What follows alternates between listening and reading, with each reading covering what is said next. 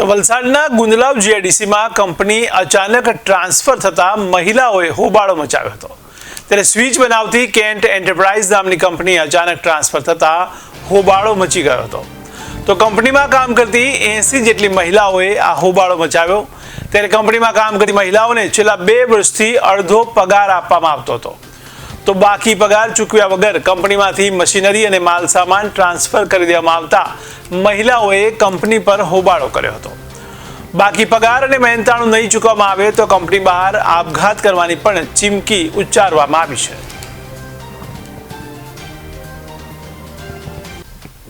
हाँ बेन તમારું મારું નામ તારાબેન દયાભાઈ નાયકા। હું કેન કંપનીમાં કામ કરું। 5 વર્ષ થઈ ગયા છે, પણ 5 વર્ષનો હિસાબ જે અમારી ગણતરી પ્રમાણે અમને મળતો જ નથી ને આપવાની ચોખ્ખી ના જ પાડે છે ને સરે આજે અમને એમ કીધેલું કે જે થાય તે કરી લો, પણ અમે તમારા ખાતામાં ખાલી 50,000 નાખીશું ને 50,000 કઈ રકમ કહેવાય? આ રકમ નહીં કહેવાય। અમારા હાથે અન્યાય થતો છે।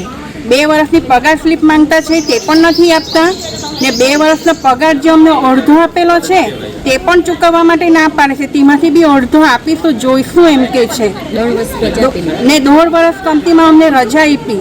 4-4, 5-5 દિવસ જ ભરાવ્યા। કામ હતું તે છતાં બી કંપનીએ અમને રજા આપી છે ને મારા તો ઘરવાળો નહીં મળે, મારા પોયરા ભણે, પોયરાનું ભરણ પોષણ હું કેવી રીતના કરું?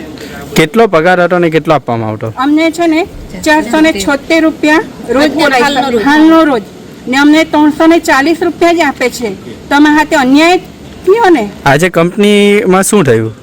કંપનીમાં ગઈકાલે છે ને એવી વાત થયેલી કે 3 જ મશીન ઉચકવાના છે, પછી બીજા 3 મશીન છે તે પછી ઉચકવું, પણ આજે છે ને ચૂકવીને ઉચકશું એમ કીધું, પણ તે છતાં બી એ લોકો વાયદા પ્રમાણે ફરી ગયા ને આજે એટલા બધા ટેમ્પા આવેલા ને અહીંયા ભેગું થવાનું કારણ જ એવું કે અમે આ કંપનીના જે મશીન લઈ જતા છે એને રોકવા માટે જ અમે બધા અહીંયા ભેગા થયા છે બહેનો। કેટલી મહિલાઓ છે? અમે આ બધી 80 મહિલા છે અહીંયા। આ બધી 80 બહેનો છે, એ બધી બેરોજગાર થઈ ગઈ છે। એને રોજગાર હવે કોણ આપવાનું? અમને ટ્રાન્સફરના પૈસા અમે માંગેલા છે 3 લાખ રૂપિયા, તે છતાં પણ એ લોકો નથી એમ કે આ એમ કે કંપનીના રૂલ પ્રમાણે નથી આવતું એમ કે। તમે કેટલા લોકો ભેગા થયા અને કંપની ઉઠી જશે અહીંથી તો તમે કેટલા લોકો બેરોજગાર થશે અને ઘરની પરિસ્થિતિ કેવી થશે? અમારી ઘરની પરિસ્થિતિ એવી છે કે અમારે કમાવાળું કોઈ નથી। હું એક વિધવા બાઈ છું ને અહીંયા બધી બહુ બધી અહીંયા બહેનો છે કે એનો ઘરવાળો નથી, અહીંયા કમાવાનું કોઈ નથી, કમાતા છે અમે અહીંયાથી જ કમાવતા છે। કમાવાનું કંઈ જ નહીં મળે। અમારે આ કંપની પૈસા નહીં આપે તો હું તો ગેટ પર ફાંસી નાખીને મરી જવા। મારા સહારો કોઈ બીજું મળે જ નહીં। હવે અમે શું કરવાના? ઓકે જી, આપનું નામ? મારું નામ ચૈતાલી। અમે ખેરગામથી આવીએ। આ જૂની જીઆઈડીસી કેન્ટ કંપનીમાં અમે કામ કરીએ। આજે નોટિસ લાગી ગયેલી। નોટિસ કેવી રીતના લાગી કે 2 દિવસ પહેલાં નોટિસ લાગી, 3જે દિવસથી સામાન ભરાય આવું કે જીઆઈડીસીમાં જોવાનું મળ્યું નહીં ભાઈ। 3જે દિવસથી સામાન ભરાવા લાગ્યું, 2 દિવસ પહેલાં નોટિસ લાગી, એવું થાય ખરું? અમારી પાસે જબરજસ્તી જેવી સાઇન કરી। 5:15 સુધી અમને અમારી સાઇન લીધી, નોટિસ મશીન ભરવાના એની।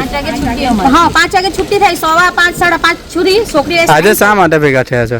આજે ભેગા થયા કે મશીન માટે આજે વાયદા પ્રમાણે વાયદા પ્રમાણે મશીન જવાના હતા। આજે 3 મશીન જવાની વાત હતી, આજે બધો મોલ્ડિંગનો પાવડર બી જતો રહેવાનો, અમારા હાથમાં કંઈ રહેવાનું નહીં મળે। આજે અમે બેરોજગાર થઈ ગયા કહેવાય।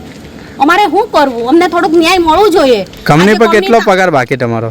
2 વર્ષથી અમને પગાર સ્લીપ પણ નથી આપી। આજે અમે કોન્ટ્રાક્ટ સિસ્ટમ નહીં મળે, અમે બધી કંપની વાળી છે, બધી પરમિનન્ટ છે।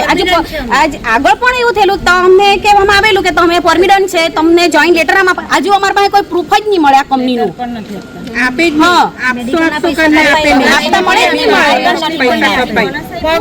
શું નામ? ચંપાબેન સુમનભાઈ પટેલ। અમે ખાપરવાથી અહીંયા જોબ કરીએ। કેન કંપની છે આ જીઆઈડીસી ગુંદલાવ જૂની જીઆઈડીસી।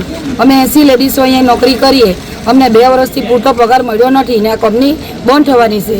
આ કંપની ટ્રાન્સફર થઈ ચાલી રાજસ્થાન ને અમને હજુ અમારું કોઈ મળ્યું નથી। મશીન અમારે બધા ભરાઈ ગયા છે ને તમને આપીશું એમ કહેતા છે। આજે બધા અમે બેરોજગાર થઈ ગયા છે। 2 વર્ષનો પગાર અમારો જે વધેલો એ બી આપીશું એમ કે હજુ કંઈ મળ્યું નથી। કાલે અમને કીધું કે મશીન નહીં ભરાય ને તો અમને પહેલાં બધું તમારું જે નીકળશું તે જ ચૂકવીએ ને અમને ઘરે મોકલી દીધા ને આજે અમારે 3-4 ટેમ્પા આવીને બધું સામાન બરાબર લાગ્યું. શું માંગ છે? આજે રજા હોવા છતાં અમે બધા અહીંયા પાછા આવ્યા. શું માંગ છે? તમારો પગાર મળવો જોઈએ. અમારો જે અધિકાર છે તે અમને મળવું મળવું જોઈએ.